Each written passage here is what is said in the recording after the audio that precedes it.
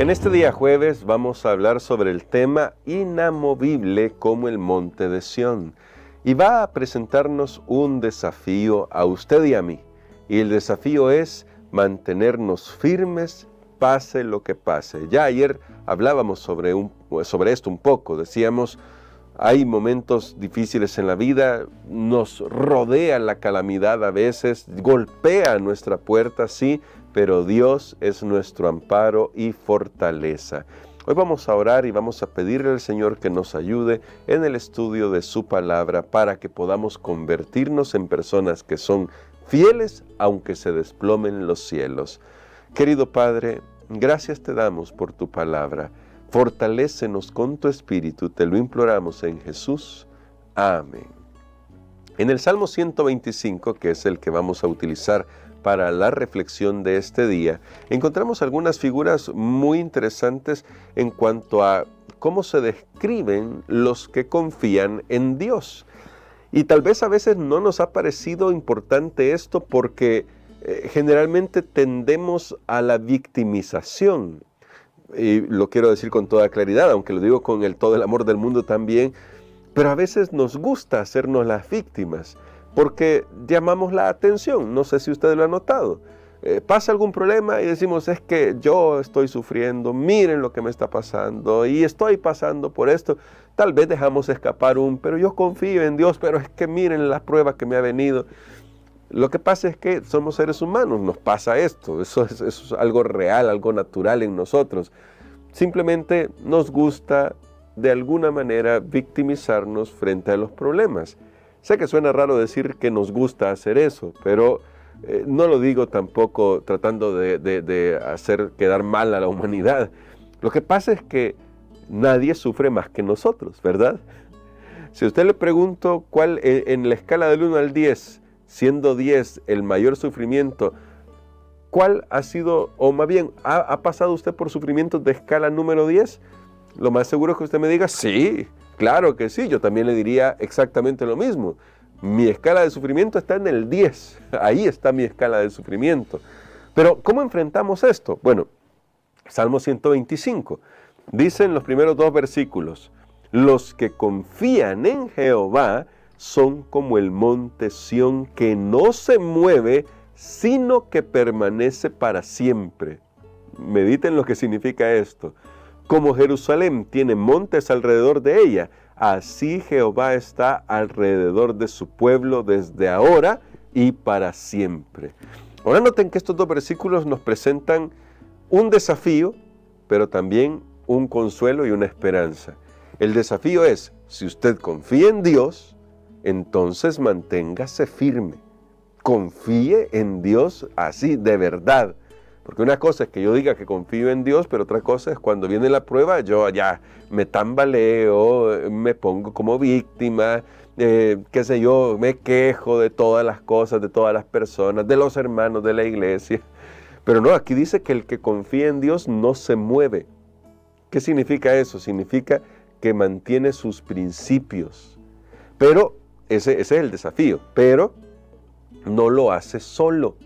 De hecho, la figura es que el salmista, viendo alrededor de Jerusalén que estaban protegidos por los montes, dice, así como estos montes no se mueven, Dios es el que nos protege a nosotros, así que podemos estar confiados. Note, la confianza, la seguridad no viene de nosotros mismos, viene de Dios, de quién es Dios, de lo que hace Dios en nuestro favor. De allí viene nuestra confianza.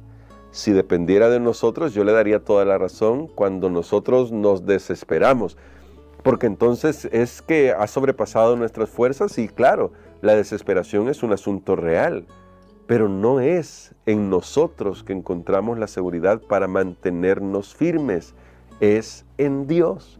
Dios nos sostiene, Dios nos ayuda. Lo único que espera de nosotros es que demostremos nuestra confianza manteniendo firmes los principios.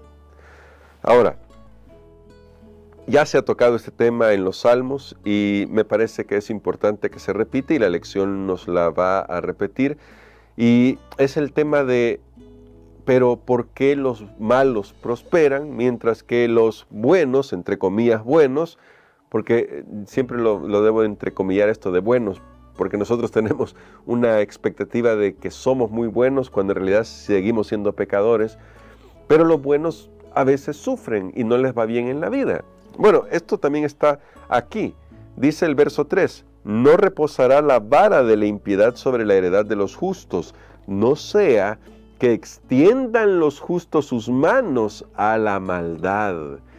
¿Saben qué es esto? Esta es la tentación que nosotros enfrentamos siempre. Cuando vemos que aquellos que no hacen la voluntad de Dios prosperan en la vida, les va mejor, no tienen problemas, incluso sus familias se ven más felices, tendemos a pensar, ¿vale la pena que yo siga aquí caminando con Dios, tratando de guardar los principios de Dios, si a otros les va mejor que a mí? ¿Vale la pena realmente? De hecho, casi decimos las palabras que aparecen en otros textos proféticos que nos dicen, de balde es servir a Jehová. Sí, a veces podemos llegar a pensar eso. Esa es la gran tentación que nosotros enfrentamos. ¿Por qué es la gran tentación? Porque es un hecho que vivimos en un mundo injusto. Esa es la verdad. Tenemos que tener claro eso siempre. Vivimos en un mundo injusto. Y no podemos comprender todo lo que implica este mundo injusto, pero sí podemos permanecer confiando en Dios, pase lo que pase, porque esa es una elección, es una decisión personal. Aun cuando en la apariencia, aun cuando lo que ven nuestros ojos pareciera indicar que los malos prosperan, mientras que los buenos, entre comillas buenos, les va mal, aun cuando nuestra experiencia, nosotros podríamos decir, es que yo la he vivido en carne propia porque yo que trato de hacer las cosas bien para Dios, he sido calumniado, me ha pasado de todo y veo a otros que no hacen la voluntad de Dios y les va mejor. Aun cuando esa ha sido nuestra experiencia personal, que puede haber pasado, debemos aprender a elegir, a decidir que vamos a confiar en Dios sin importar lo que suceda. ¿Por qué? Porque el final, y eso nunca debemos olvidarlo, el final ya está determinado para aquellos que han elegido el mal camino. Esto no es predestinación en el sentido griego de la palabra, no. Está determinado porque nuestras decisiones tienen consecuencias. Así como aquel que confía en Dios permanece para siempre, esa es la consecuencia de confiar en Dios, es permanecer para siempre. Los que se alejan de Dios, los que optan por el mal camino, los que se apartan tras sus perversidades, es decir, tras el mal camino, como dice el verso 5 del Salmo 125, finalmente cosecharán lo que han sembrado. Es la ley natural. Ahora, yo quiero que consideren esta cita del camino a Cristo junto conmigo, porque me parece muy interesante. La entrada del pecado en el mundo, la encarnación de Cristo, la regeneración, la resurrección, así como otros asuntos que se presentan en las Sagradas Escrituras, son misterios demasiado profundos para que la mente humana los explique, o siquiera los entienda realmente. Pero no tenemos motivo para dudar de la palabra de Dios, porque no podamos comprender los misterios de su providencia. Por doquiera se ven maravillas que superan nuestro conocimiento. Vamos entonces a sorprendernos de que en el mundo espiritual haya también misterios que no podemos sondear. La dificultad estriba únicamente en la debilidad y las limitaciones de la inteligencia humana. Dios nos ha dado en las Sagradas Escrituras pruebas suficientes de su carácter divino y no debemos dudar de su palabra porque no podemos entender los misterios de su providencia. ¿Y por qué me parece interesante esta lectura? Porque si usted quiere permanecer en Dios, confiar en Dios, usted lo que necesita es aferrarse a la palabra de Dios. Este es el fundamento. Por eso Jesús lo dijo con claridad en Mateo 7. Cualquiera que hace las cosas que están escritas aquí, el que hace las palabras de Jesús, es decir, el que vive de acuerdo a la voluntad de Jesús, es como el hombre prudente que pone su casa sobre la roca. Jesús es la roca y Jesús se nos revela en la Escritura. La Escritura es una revelación del carácter de Dios que cuando se lee con el Espíritu Santo en nuestro corazón, comprendemos que todas las acciones de Dios, aunque no las podamos comprender, han sido guiadas por su amor por la humanidad, para salvar a la humanidad. Por lo tanto, aunque la tentación de irse por el mal camino puede parecer muy grande, y de hecho es muy grande, Dios nos invita a confiar en su palabra, a creer en lo que Él ha prometido como recompensa para los fieles, fieles y leales a Jesús, y a saber que aquellos que eligen el camino de la perversidad ya tienen su destino asegurado porque lo eligieron voluntariamente. Dios, que es justo y que es misericordioso a la vez, nos muestra el camino, nos habla, nos advierte sobre las consecuencias de elegir mal y nos llama a mantener nuestra confianza en Él, para permanecer en Él.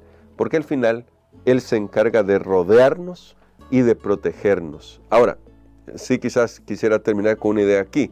Rodearnos y protegernos no significa que no vamos a enfrentar las pruebas de vivir en un mundo contaminado por el pecado. Rodearnos y protegernos es que Dios preserva nuestro corazón para que no sea contaminado por la tentación del mal, que es creer que a los malos les va bien porque pues viven su vida libremente y eso parece que les hace prosperar.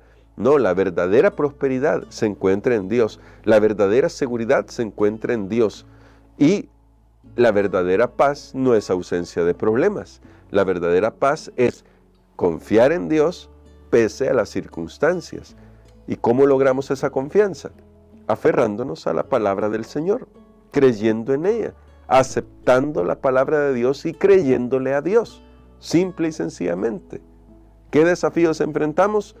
El de mantenernos firmes a la palabra. Haga la prueba. Cuando encuentra una revelación divina que le enseña a vivir de acuerdo a los principios de Dios, haga la prueba y viva de acuerdo a eso, aunque el mundo no lo haga, aunque sus vecinos no lo hagan. Y se dará cuenta que en el largo plazo, en el mediano y largo plazo, usted vivirá mejor, tendrá paz en su corazón y también en el corto plazo ya se sentirá mejor. Pero digo mediano y largo plazo porque a veces nosotros que somos muy inmediatistas, queremos que todo ya se resuelva ya. Pero Dios, que tiene sus plazos bien definidos para cada uno de nosotros, hará lo mejor siempre en nuestro favor. Porque recuerde, es como los montes que rodean a Sión. Él es nuestro protector. Hoy quiero invitarle a orar con esto en mente. Hacer un compromiso con Dios. Decirle al Señor, Señor, yo me comprometo contigo a serte fiel, a confiar en ti, pase lo que pase. A veces dudamos, a veces tambaleamos, pero decido confiar en ti.